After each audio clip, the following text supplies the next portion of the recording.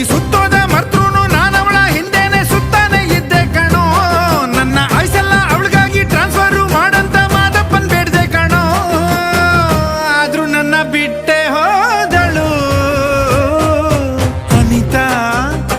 ಓ Anita, Anita, ಓ Anita.